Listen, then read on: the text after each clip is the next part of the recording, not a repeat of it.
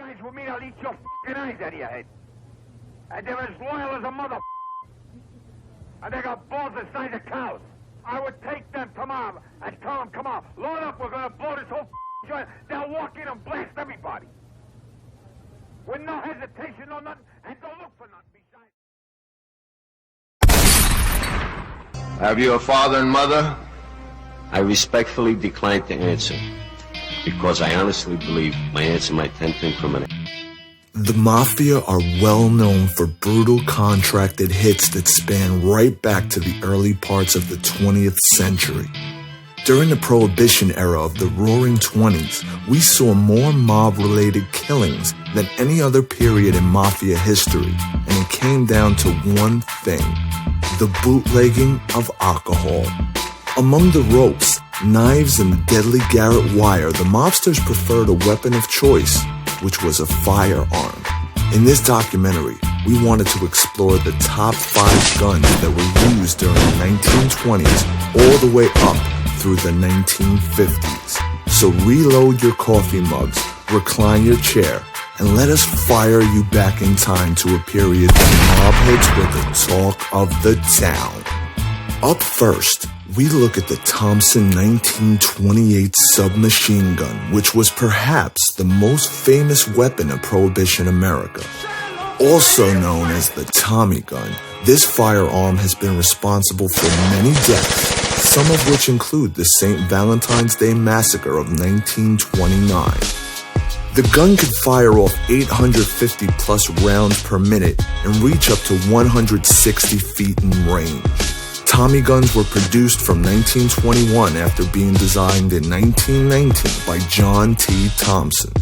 The gun supported a 50-round drum magazine with .45 ACP cartridges and weighed just under 11 pounds, which makes this the heaviest gun in our top 5 list. In 1935, during the Depression, a new gun hit the market. A gun that was the first of its kind for a .357 revolver. It was an expensive shooter that was offered to law enforcement of the time as it was extremely powerful and deadly accurate. No surprise that mobsters cottoned onto this and used it during the late part of the 1930s. With a 6-round cylinder, a shooting range of up to 150 feet, and a weight of just under 2 pounds, this was the gun of choice for many mobsters. The Colt was around just before the Tommy gun and was produced from 1911 onward.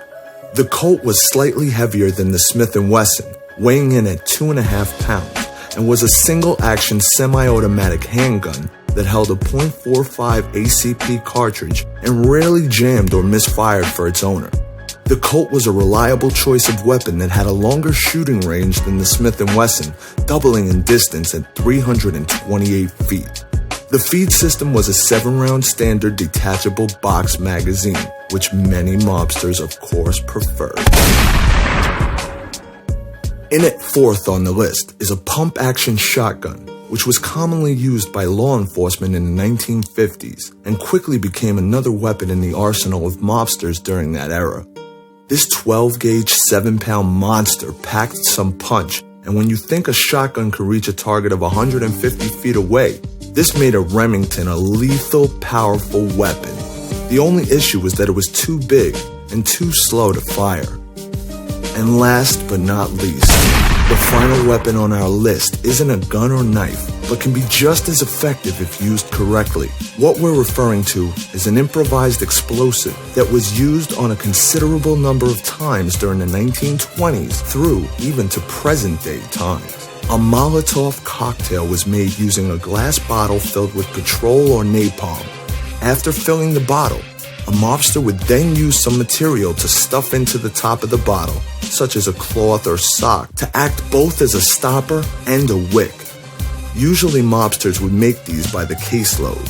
The cloth or sock would then be soaked in alcohol, set afire, and then thrown at either a car or building or whatever the moving target might have been.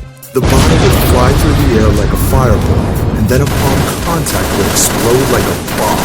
The Molotov cocktail would be used in drive-bys, or more preferably thrown into shop windows if the store owners hadn't paid protection money to the mob. This draws our mini documentary to an end. Stay tuned for more in our informative mob series, and if you haven't had a chance yet, check out our Mafia quizzes. The link is now available on screen.